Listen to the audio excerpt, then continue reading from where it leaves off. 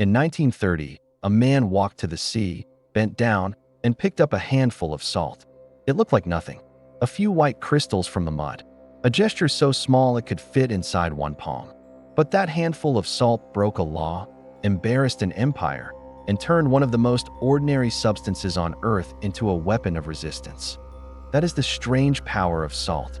Today, it sits beside pepper on a table. It costs almost nothing. We throw it on roads, pour it into water, and sprinkle it over food without thinking. But for most of history, salt was not ordinary. It preserved life. It moved armies. It built trade routes. It funded governments. It punished the poor. It started revolts. This is the history of salt, the white mineral that built empires. To understand why salt became powerful, start with the body. Salt is not just flavor. It is chemistry. Your muscles need sodium to contract. Your nerves need it to send electrical signals. Your cells use it to balance water. Without enough sodium, the body begins to fail. Blood pressure can fall. The brain can swell. Muscles weaken. Confusion sets in. In extreme cases, sodium depletion can become deadly. Ancient people did not know the word sodium. They did not understand electrolytes, cell membranes, or nerve impulses. But they understood hunger, weakness, thirst, and survival. They understood that humans and animals searched for salt because life demanded it. Before salt became tax, trade, and empire, it was something simpler and more basic. It was need. Long before cities and kingdoms, humans watched animals. Deer, elephants, mountain goats, and other animals traveled great distances to reach mineral-rich earth.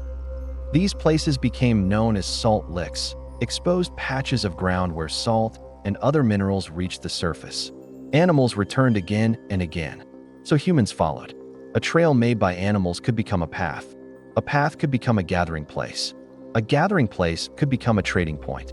This is how a mineral hidden in rock and soil began to organize movement. Salt was not invented. It was discovered through appetite, instinct, and observation. The first salt routes may not have been drawn by kings or merchants. They may have been drawn by animals searching for what their bodies already knew they needed. Finding salt was one thing. Producing it at scale was another. Some communities gathered salt from dried lake beds. Others boiled salty spring water until crystals remained. In parts of Europe, archaeologists have found evidence that people were exploiting salt springs thousands of years before the pyramids. In China, communities collected salt from evaporated lake beds and brine-rich landscapes deep in antiquity. These were not casual activities. People settled around salt. They organized labor around salt. They learned that a place with salt could support people far beyond the moment of harvest. Salt could be stored, carried, traded, and because it could be traded, it could become value. This is the step where a mineral becomes a commodity. A crystal that could sit in a basket could also sit inside an economy. The ancient Egyptians understood one of salt's most important powers. It could stop decay. They used a mineral mixture called natron to dry and preserve bodies for mummification. In Egyptian belief, preserving the body was not a cosmetic detail.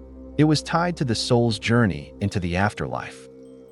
Salt helped the dead remain whole, but preservation was not only spiritual.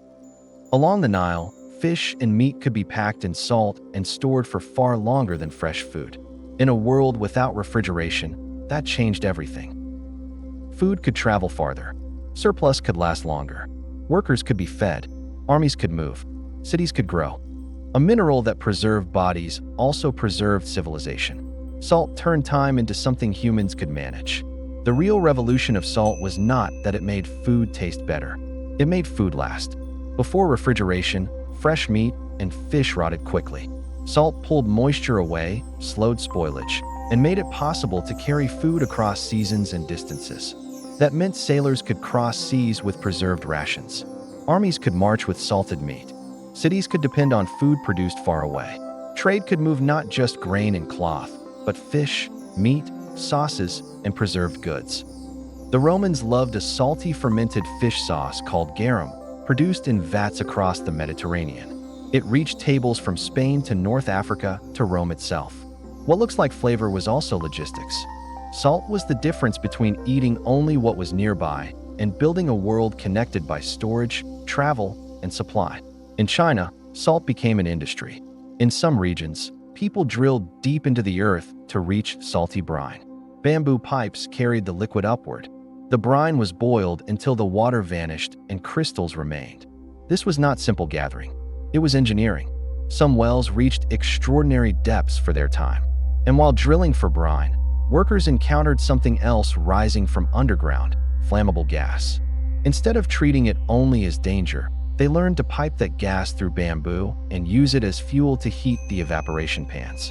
Salt production pushed people toward drilling, piping, fuel, and industrial organization long before modern factories existed. The Chinese did not merely harvest salt. They built systems around it. And systems are what governments notice. Once rulers understood salt, they understood revenue. Everyone needed it. Not everyone could produce it. That made salt almost perfect for state control. In Imperial China, salt monopolies became one of the great pillars of government income. Private production and smuggling were punished harshly because illegal salt threatened more than a market. It threatened the state's money. Salt revenue could fund armies, roads, canals, officials, and bureaucracy. It allowed governments to raise enormous sums without always taxing fields directly. That is why salt is so important in the history of power. A tax on land can be resisted by farmers. A tax on luxury can be avoided by the poor. But a tax on salt reaches everyone. The rich need it. The poor need it. Soldiers need it. Children need it. Control salt, and you touch every table. Across the Mediterranean, Rome also understood salt's strategic value. The Via Salaria, the Salt Road, connected Rome with salt-producing areas near the Adriatic. It was not just a road for seasoning. It was a road for supply. Roman soldiers needed preserved food. Expanding territories needed logistics. Cities needed stable flows of goods. Salt sat inside all of that. There is a famous connection between salt and the word salary, often traced to the Latin salarium, an allowance associated with salt or soldiers' pay. The exact details are debated, but the deeper point remains true. For Rome, salt belonged to the world of roads, wages, rations, and empire. A white crystal helped turn marching armies into something sustainable. Rome did not become powerful because of salt alone. But without salt, Roman power would have been harder to feed, move, and maintain. Salt became so central that stories grew around it.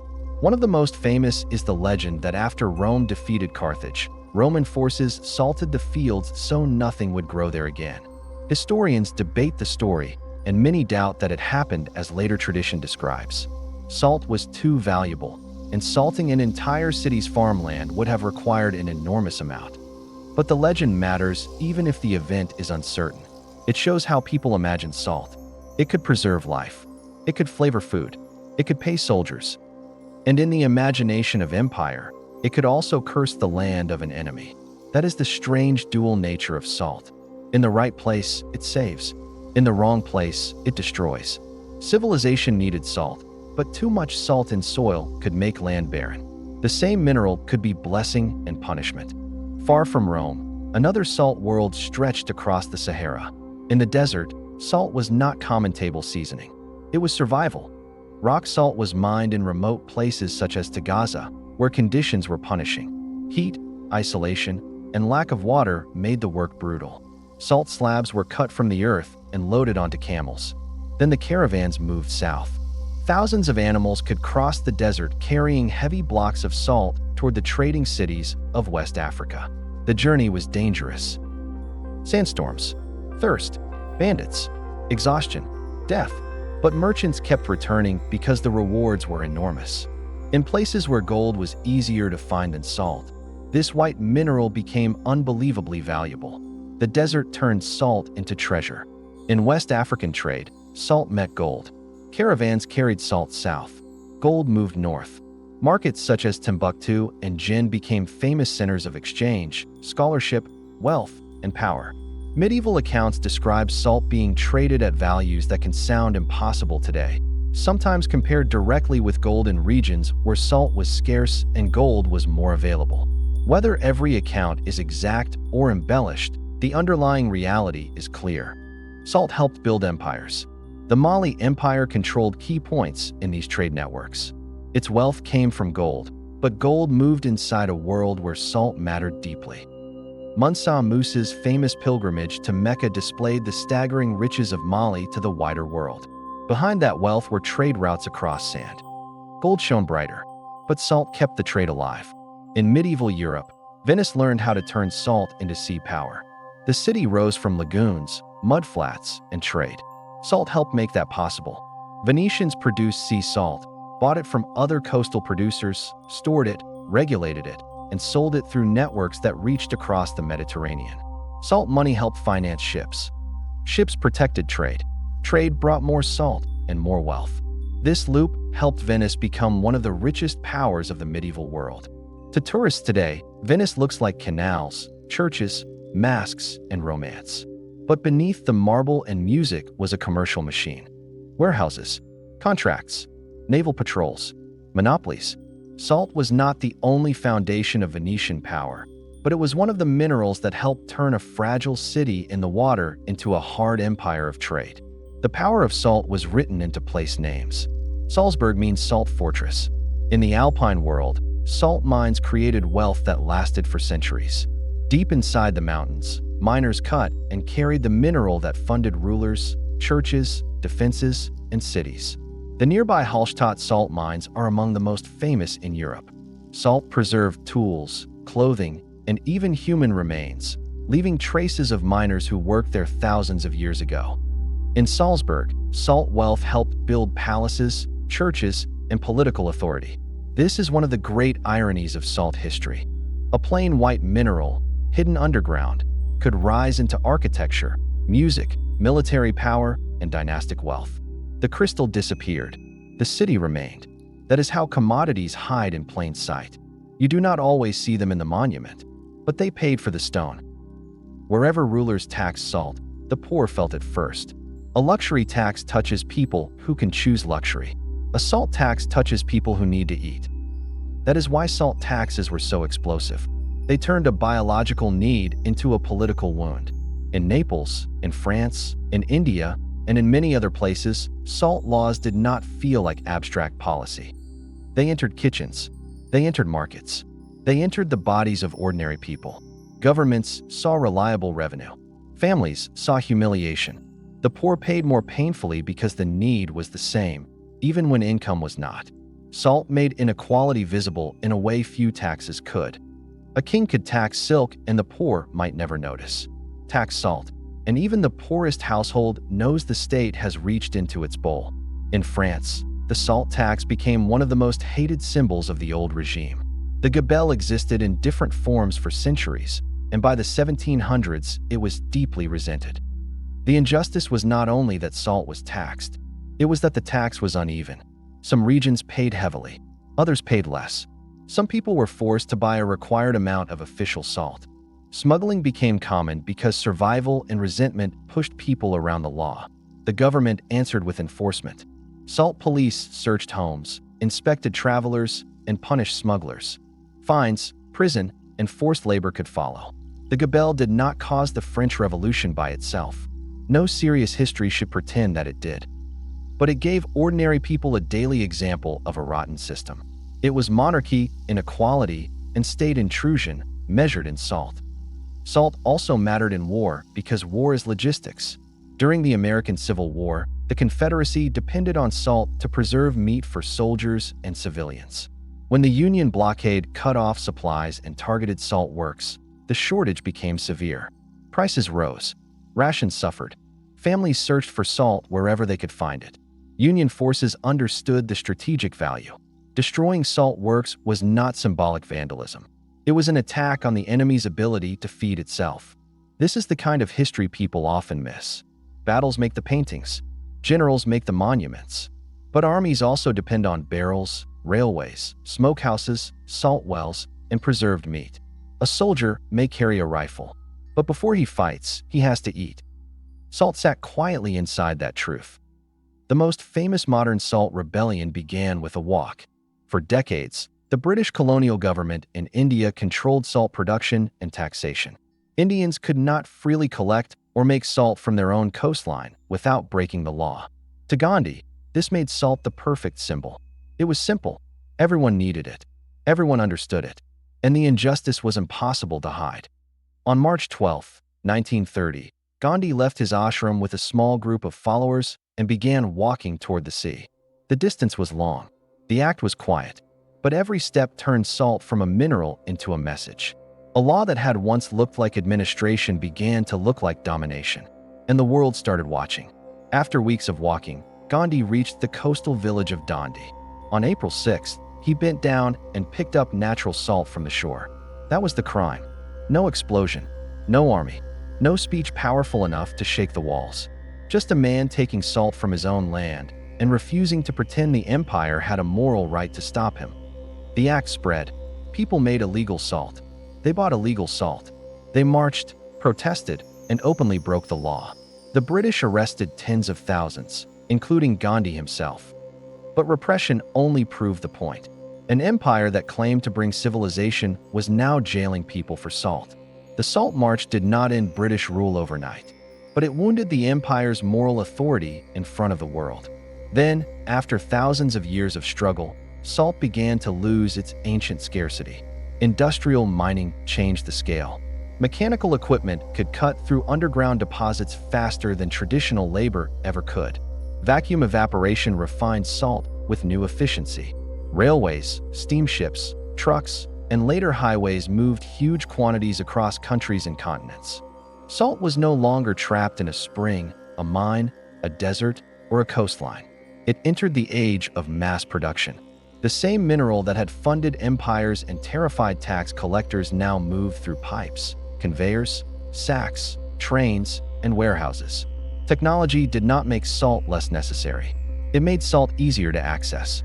And that changed the politics of the mineral more than any king or army. When abundance arrives, old forms of power begin to evaporate. By the 20th century, salt had become almost invisible, not because it was useless, because it was everywhere. Massive deposits were mined underground. Seawater was evaporated at industrial scale. Chemical industries consumed enormous quantities. Cities spread salt on icy roads.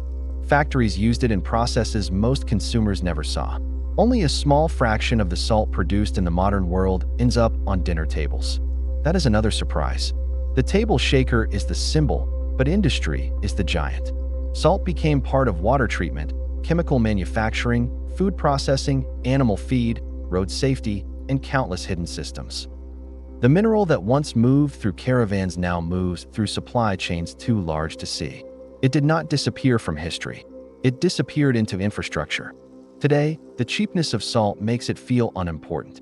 That is the trick. When something becomes ordinary, we stop seeing the systems that made it ordinary. Salt was once hard to find, hard to produce, hard to transport, and easy to tax. Now it is abundant, refined, packaged, and ignored. The same crystal that helped preserve Egyptian bodies, feed Roman soldiers, cross the Sahara, fund Venice, enrich Salzburg, punish French peasants, supply Civil War armies, and challenge the British Empire can now be spilled on a table without consequence. This is not a story about salt becoming worthless. It is a story about access changing power. The mineral stayed the same. The world around it changed. And when the world changes enough, yesterday's treasure becomes today's background noise. Salt teaches one of the oldest lessons in the history of commodities. Power often gathers around whatever people cannot live without. When salt was scarce, the people who controlled it could control trade, movement, storage, taxation, and survival. When salt became abundant, that power weakened. This pattern repeats. Sugar was once a luxury and became an everyday ingredient. Tea became a ritual wrapped in empire. Coffee became a habit grown through colonial systems. Chocolate became pleasure built on hidden labor. Tobacco became sacred smoke turned into industrial addiction. Spices became kitchen staples after once launching monopoly violence. Salt belongs in that same archive. The ordinary object is never only ordinary. It is the final form of a long struggle that most people have forgotten. Salt also leaves a warning for the future. The substances that dominate one age can lose power in another. For thousands of years, salt was strategic because access was limited. Then technology changed production and transportation. The need remained, but the monopoly weakened. Other resources may follow the same pattern. Oil dominates the modern world in ways salt once dominated older worlds. Economies depend on it. States fight over it. Supply shapes politics. But technology can change the value of a resource faster than any empire expects. Salt reminds us that power is not fixed. It is built on need, scarcity, and control. Change access, and you change history. That is why a cheap white crystal can tell a story much larger than food. It shows how civilization is built not only by kings, wars, and ideas, but by the substances people cannot stop needing. The next time you reach for salt, look at it for 1 second longer. Inside those small white crystals is a history of bodies, deserts, roads, mines, ships, taxes, prisons, armies, protests, and empires. Salt preserved the dead and fed the living. It moved across the Sahara beside gold. It financed cities built on water and churches carved into mountains. It punished the poor through taxes and gave Gandhi a weapon no empire knew how to answer. It was once treasure, then it became cheap, then it became invisible. But invisibility is not the same as insignificance. Salt still enters the body.